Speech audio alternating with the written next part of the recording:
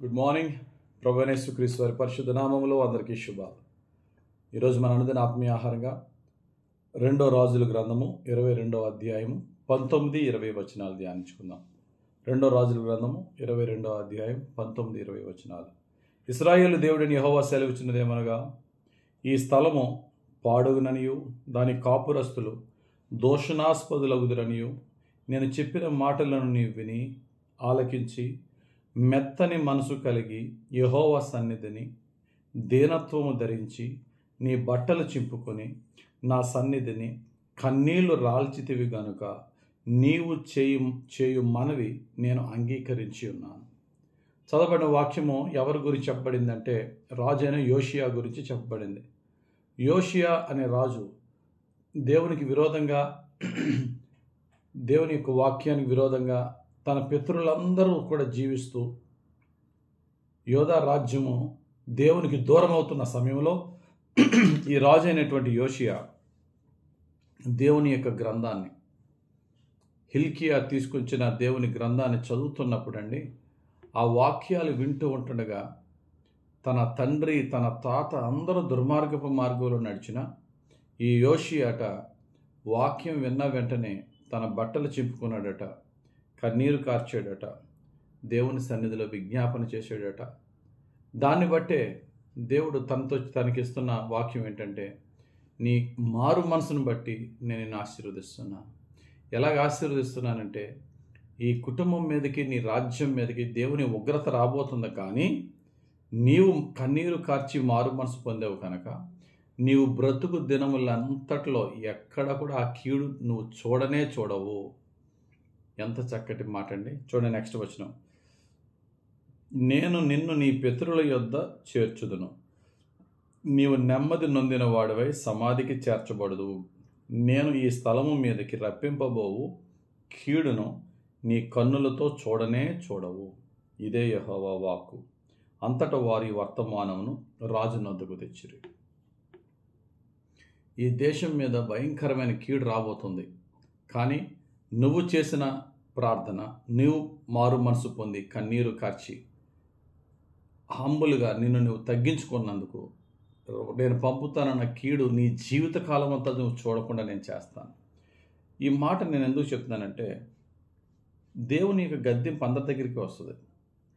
వాక్యం ఏదో ఒక రూపంలో మనల్ని గద్దిస్తూ ఉంటుంది, లేక దేవుడు ఏదో ఒక వ్యక్తి రూపంలో మన తప్పులను మనకు బయలుపరిచి మనల్ని గద్దిస్తూ ఉంటారు. అయితే అందరూ ఆ గద్దింపును తీసుకోరు. కొంతమంది గద్దింపును అసహించుకుంటారు, గద్దించిన వాడిని తిడతారు. మరికొంతమంది గద్దింపుని లైట్గా తీసుకుంటారు, చాలా లేట్గా రిపెంట్ అవుతారు, చాలా ఆలస్యంగా దాని యొక్క పరిస్థితిని బట్టి మారుతారు. అయితే ఒక ముఖ్యమైన మాట ఏంటంటే, the early you repent the more you gain, the late you repent the more you lose. నువ్వు ఎంత త్వరగా మారు మనసు పొందితే అంత ఎక్కువగా మేలు పొందుకుంటావు. ఎంత లేట్గా నువ్వు మారు మనసు పొందితే అంత ఎక్కువగా నువ్వు నష్టపోతావు. యోషియా చిన్న వయసులోనే మారు మనసు పొందాడు, చిన్న వయసులోనే తన జీవితాన్ని మార్చుకున్నాడు. దేవుడు తన జీవితంలో చిన్న వయసు నుండే దేవుడు తను హెచ్చించి బహుగా ఆశీర్వదించాడు. ఉన్నతమైన స్థితికి దేవుడు యోషియాని హెచ్చించాడు. ఇంకొక రాజు ఉన్నాడు, అతడు కూడా దేవుని వాక్యం వచ్చినప్పుడు చాలా చక్కగా మారు మనసు పొందాడు, కాకపోతే చాలా ఆలస్యంగా మారు మనసు పొందాడు. ఆ రాజు పేరే రాజు అయిన ఆహాబు.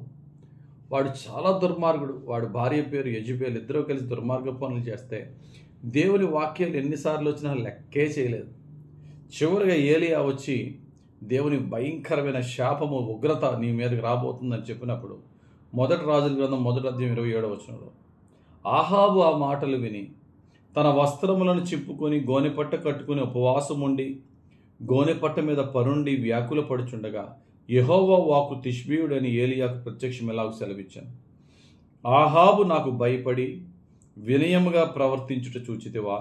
నాకు భయపడి అతడు వినయముగా ప్రవర్తించుట చేత ఆ అపాయం అతని కాలమునందు సంభవింపకుండా ఆపి అతని కుమారుని కాలమందు అతని కుటుంబీకుల మీదకి నేను దానిని రప్పిస్తాను.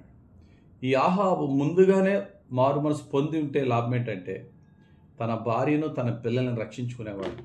ఈ ఆహాబు అంతా అయిపోయిన తర్వాత ఎన్నిసార్లు గద్దించినా లోబడకుండా చివరి కాలంలో మారు మనసు పొందాడు. అయినా దేవుడు కరుణించాడు ఆహాబు.